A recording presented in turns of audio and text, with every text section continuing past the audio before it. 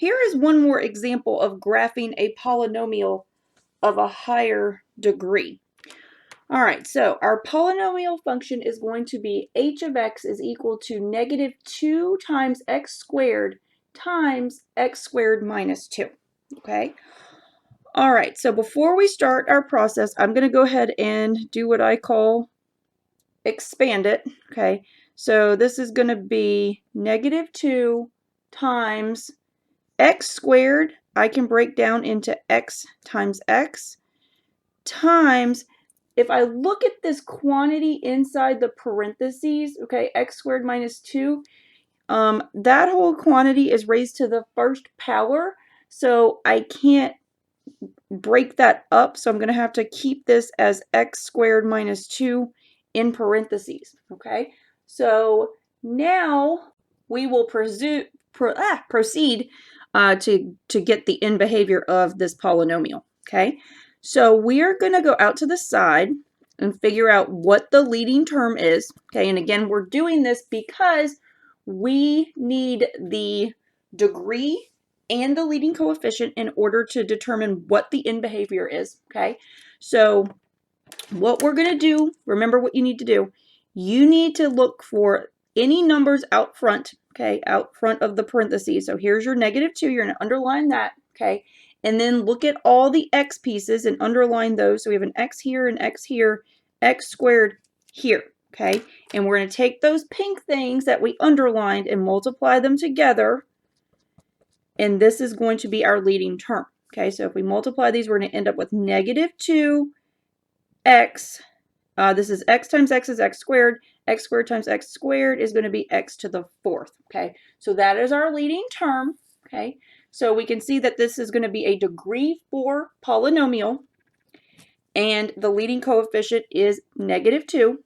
Okay, so that's part A.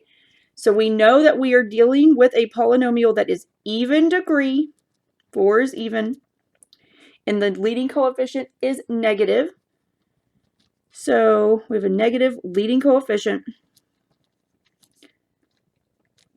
All right, so if I come over here, remember what I do, okay?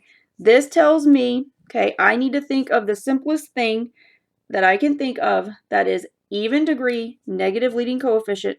So that's negative x squared. This polynomial is going to behave like negative x squared in terms of end behavior, okay? Negative x squared looks like this, okay? So we're going to have a polynomial that falls left and falls right, okay? And now let's write it all mathy, okay? So for this first part, as your x values approach negative infinity, so if our x values get more and more negative, what is happening to the corresponding y values? They too are getting more and more negative, so our y values are approaching negative infinity, okay? And then on the right side, okay, as your x values are approaching positive infinity, so your x values are getting more and more positive, their y values are also getting more and more negative, okay? So your y values are going to approach negative infinity, okay? So that's how you formally write down falls left, falls right, okay? So we know after parts A and B, we are dealing with a polynomial whose end behavior is going to look like this. It's going to fall left and fall right, okay? In part C, we will move on to determine the zeros and their multiplicity, okay? So again, the polynomial has been given to us in factored form, which is great, okay? And remember, I recommend doing it this way, okay? It's just more helpful probably for seeing multiplicity. All right, so what we need to do is to get our x-intercepts, we need to set y equal to 0, okay? So we're going to get that 0 equals negative 2 times x times x times x squared minus 2, okay? So you need to solve this for x, okay? Like I said, this is factored, so what you need to do is take each factor, set it equal to 0, and solve, okay? Remember, if you start with the negative 2, it does not make sense to set negative 2 equal to 0, so you don't want to worry about that part. Only set the guys who have an x equal to 0, okay? So be careful here. You've got one factor of x, another factor of x, and then you've got the factor x squared minus 2, okay? we need to set each of those equal to 0 and solve. So we're going to get x equals 0, another x equals 0, and then x squared minus 2 equals 0. Okay? These two are already solved. Okay? So you get that x equals 0 is an x-intercept or a 0. So I'm going to go ahead and put that in the table. Okay? So that's my x-intercept there. We got it twice. We got it as a 0 twice. Okay? So it has multiplicity 2. Okay? All right, so now let's go ahead and solve this guy, okay? This is quadratic, okay? So you can try to factor it. You can use the quadratic formula, but the easiest way to solve this one is to move the 2 over, and then you have something squared equal to a number, okay? And we've talked about this many times throughout the semester. So what you want to do here is to go ahead and take the square root of both sides, okay? And when you do so, you need to put a plus or minus out front on the right, okay? So this is going to tell us that we get x equals plus or minus the square root of 2 is going to be more, or two, those are going to be 2 more x-intercepts or zeros, okay? So square root of 2 is a decimal, okay? We're going to leave it as the square root of 2, okay? So from this piece, okay, on this little piece, the degree is 2, okay? So it can only produce 2 distinct zeros, okay? So here they are. You've got the positive square root of 2, and you've got the negative square root of 2, okay?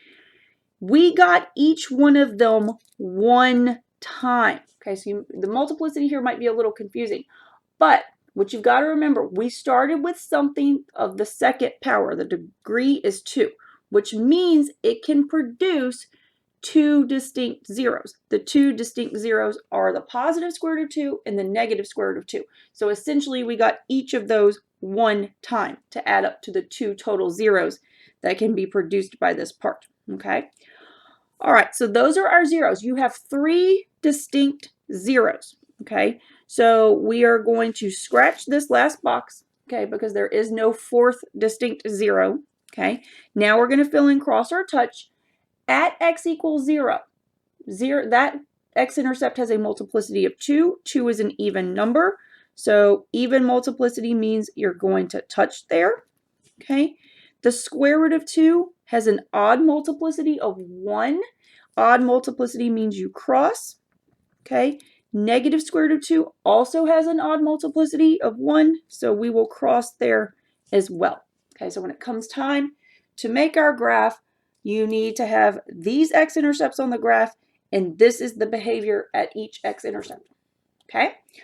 All right, on to the y-intercept, okay? So I need to find a y-intercept. I need to set x equal to 0, okay? So I'm going to go up here to my function, either format, and I'm going to set x equal to 0. So I am going to get y equals negative 2 times 0 squared times 0 squared minus 2. Okay, this is going to give us negative 2 times 0 times negative 2. That is going to give us 0. Okay, so we get that the y-intercept is at x equals 0, y equals 0, so the origin. Okay.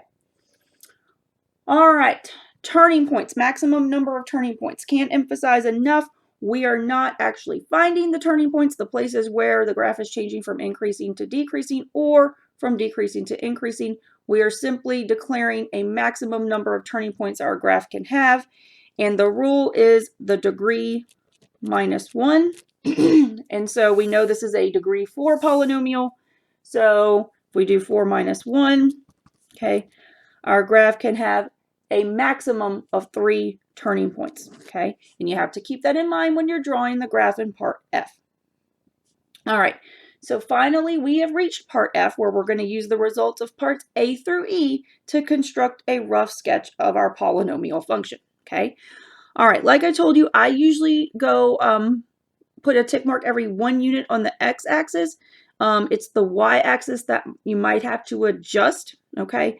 So I'm going to put my x-intercepts on here first. I have an x-intercept at 0, okay, the origin, which is also the y-intercept, by the way, okay? And then, remember, I'm putting a tick mark every 1 unit, okay? The square root of 2 is your next x-intercept, and that is about 1.4. If you put that in a calculator, that's about the decimal approximation you're going to get. So you need to estimate that. So we'll say it's about right here, okay? And then your other 0 is going to be the negative square root of 2, so that's about negative 1.4. Okay, so you're going to have to just estimate that, okay? All right, so those are the points that we know are on the graph, okay? So now let's talk in behavior, okay? We know from part B that this graph is going to fall left and fall right, okay? So let's go ahead and put some arrows on there, on here to kind of show that, okay?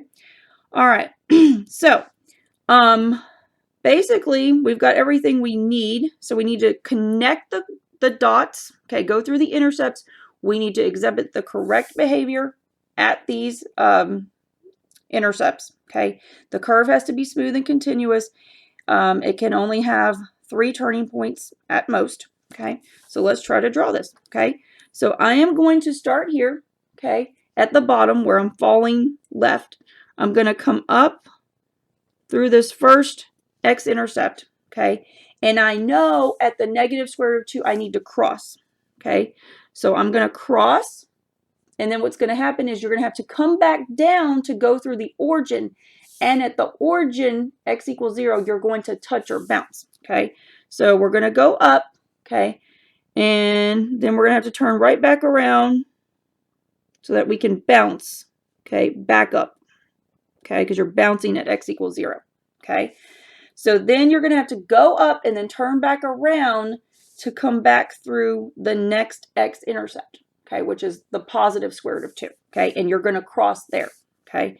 So we're going to go up a little bit and then come back down, okay, go through that intercept. We're going to cross, and then we will go down to our, keep going down because we need to fall to the right, okay. So this is a very rough sketch of what this polynomial looks like, okay? We've got a smooth and continuous curve. There's no sharp corners. Everything's rounded out.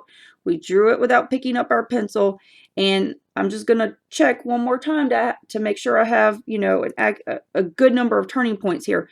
So I'm increasing, and then I start decreasing. So that's 1 turning point. And then I start increasing again. So that's 2 turning points, and then I start decreasing again, and then I'm always decreasing, okay?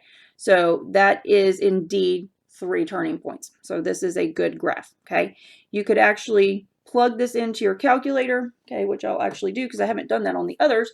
But what you can do here, you can actually get your calculator and go to y equals and put in the original graph that you were trying to plot, and you can see how similar your picture is to the original function. Okay, so the original function is negative 2x squared times x squared minus 2.